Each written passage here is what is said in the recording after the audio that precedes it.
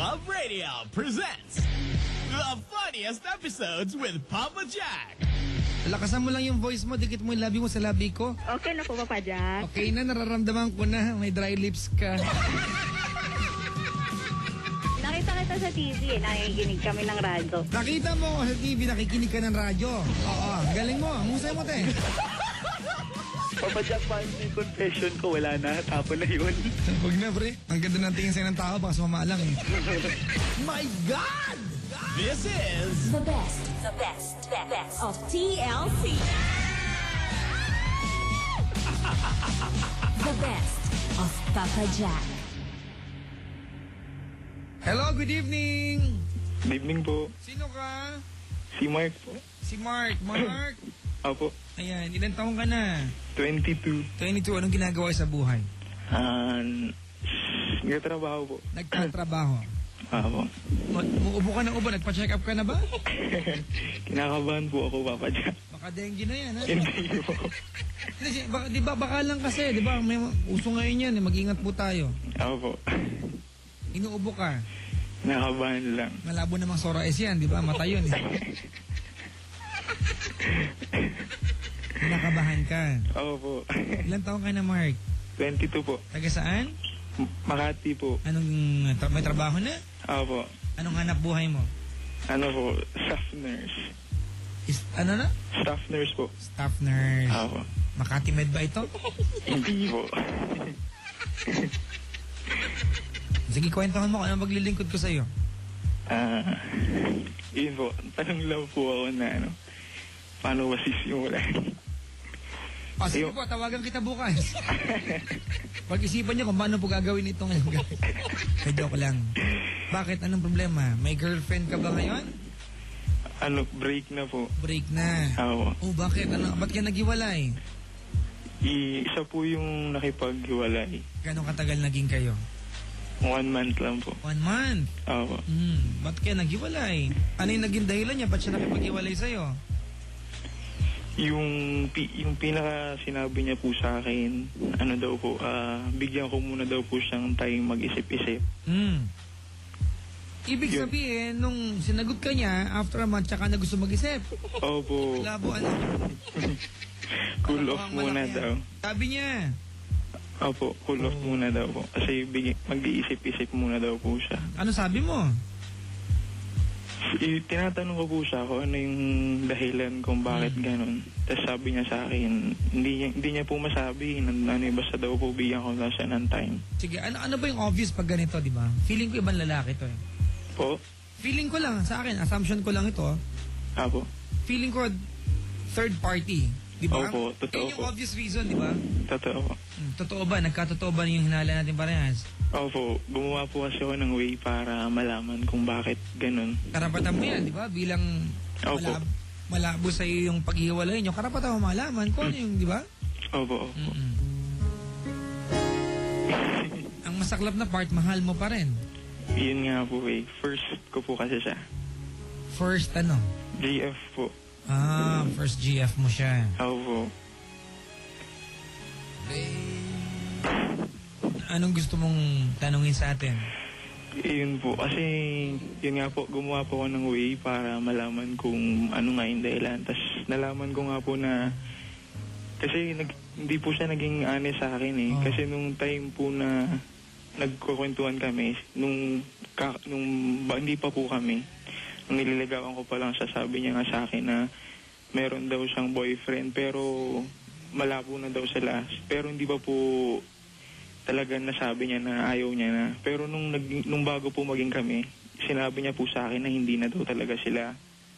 Tapos nung kami na po, hindi maayos naman po. Andun po yung sobrang sweetness, sobrang concern, tapos time and effort, parehas na bibigay. Tapos after, wala pa pong 1 month, siguro mga 3 weeks pa lang, may iba na po yung dating niya sa akin. Iba na yung pagpaparamdam niya, hindi kagaya ng dati. 3 weeks pa lang po.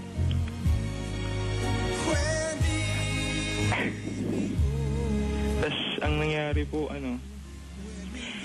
tinatanong ko siya kung bakit nga ganun. Kasi dati po, siya pa yung nangungulit na tawag, text. Tapos nung yun nga po, ginagawa ko na ganun din yung gawin ko sa kanya. Bigla po siyang nagbago after, yun nga po, after magwa 1 month na. Tapos nagawa niya pa na 2 days na walang usap-usap. Tapos tinanong ko sa anong problema, may ginawa ba ako sa yung mali. Okay, question. Opo. Mark, nagkabalikan ba sila? Opo. Pasalamat ka na lang sa kanya. Huwag nasasama ang loob mo. Opo. Kasi tinry niyang mahalin ka. Hindi lang niya kayang kalimutan talaga yung guy. Hindi lang siguro madaling sabihin sa'yo na babalik na siya sa guy. Pero yung matatahanan doon, di ba? I mean, let's face it. Nung naging kayo, nung sinagot ka niya, nag-move on siya. At nandun ka para sa kanya. Nakita niya yun, di ba? Na pwede kang ikaw yung lalaki makakatulong sa kanya. Opo. At nag-try siyang mahalin ka. Hindi nag-work. Siguro every time nakasama ka niya, every time na hawak niya yung kamay mo, yung lalaki yun naiisip niya. At unfair sa'yo yun. Hindi madaling sabihin sa iyo na, Mark, ayoko na kasi pabalik ako sa ex ko. Hindi madaling sabihin niya. Pero alam natin na kahit kayo ng mga panong yun, yung ex niya, weakness niya pa rin yun. Yung pa rin yung mahal niya. Nag-try siyang kalimutan yun, pero alam natin, di ba? Na yun ang mahal niya. Siguro hindi mo lang nakita kasi first girlfriend mo nga. Hindi mo pa alam yung mga signs. Oo. Masama ba loob mo sa kanya? Nung una po, nung naalaman ko na tinetext niya, nahuli ko. Kasi dati po alam ko yung password ng phone niya eh. Tapos nung nagkakalabuan na nga, after a month, nung nag-mansary nga, yun. Tapos iniba niya na yung password ng phone niya, pati yung sa Facebook niya, tapos tinatanong ko siya. May tinatago na siya yun. Opo nga. Opo. Yun lang. Hindi ko lang po matanggap kasi wala naman akong ginagawa sa kanyang kahit ano. Nung galit na galit ako sa kanya, kung ano mga tinext ko sa kanya na sabi ko, parang ginawa mo lang akong panakipbutas. Okay, may question ako sa'yo.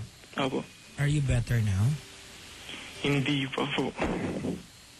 Hindi pa din. Galit ka ba o mahal mo siya? Hindi, wala na po yung galit eh. Yung na lang po natitira, mahal ko pa din siya. Normal yan.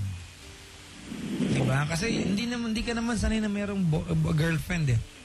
Opo. Tapos dumating siya, parang ano yan eh. Cloud 9, di ba? Diba? Opo. Sarap ng pakiramdam. Sobra. Bago yung relasyon, first time magka-girlfriend. Ano yan? Major turn around ng buhay natin, di ba? Pag first time. Opo. Di ba? Kasi yun yung tipong, ano ka pa eh, in denial ka minsan, di ba? May girlfriend na ba ako? Totoo ba ito, di ba? Tapos bigla mawawala. Opo. Alam mo, ganun, sa gaya na sabi ko kanina, Mark, ang pag-ibig, postahan yan eh. Di ba? If not, trial and error yan. Try ka, nagkamali ka, error, try ulit. Di ba? Opo. Ang pinakamasaklap na part, kahit may TLC, kahit na may programang ganito sa radyo, hindi namin kayang turo sa'yo paano magmahal. At hindi ko rin kayang ituro sa'yo paano mag-move on. Kanya-kanya tayo dyan. May kanya-kanyang paraan tayo para i-heal yung mga damdamin natin. At mayroon ka din nun. Hindi kita pipilitin na tonight, makalimutan siya agad because it will not happen. Hindi yan mangyayari agad-agad. Proseso yan eh. Di ba? Pero yung nagalit ka sa kanya, nakakatulong kasi ang galit. Minsan, hindi ko sinabi magtanim kayo ng galit. Di ba? Pero kung feeling mo nagawan ka ng something unfair sa iyo, hindi fair sa iyong bagay, okay lang magalit. Di ba? Opo. Kasi pag kinimkim mo yung galit mo, wala namang pupuntahan yan. Iipunin mo lang din yan dyan. Papa Jack, ang mahirap po kasi Ano? naging close ko po sobra yung family niya. Tapos, yun nga yung sabi niya sa akin na kahit daw hindi na kami, sana daw hindi ko idama yung family niya. Well, hindi mo kayang gawin yun. Aminin na natin. Opo. Hindi masama. Okay? It's not easy na kalimutan basta-basta yung pamilya niya dahil pamilya mo na yun eh. Hindi dahil nag-break ka na tapos na yung pagiging pamilya nila sa'yo. Siyempre tuloy-tuloy yun. Pero alam natin na kada pupuntahan mo yun o kada makikipag-communicate ka sa family niya, torture sa'yo yan. Sobra po. Diba? Sobra. Kasi yung taong dahilan kung bakit nandun ka sa pamilyang yon, diba? Opo. Eh hindi na part ng buhay mo. At alam natin, hindi mo siya kayang maging kaibigan. Kasi hindi mo kayang mabalitaan na happy siya sa iba. At inaasahan mong dapat ikaw yon. So siguro maiintindihan ng pamilya kung didistansya ka. Hindi naman siguro masamang ugali yan.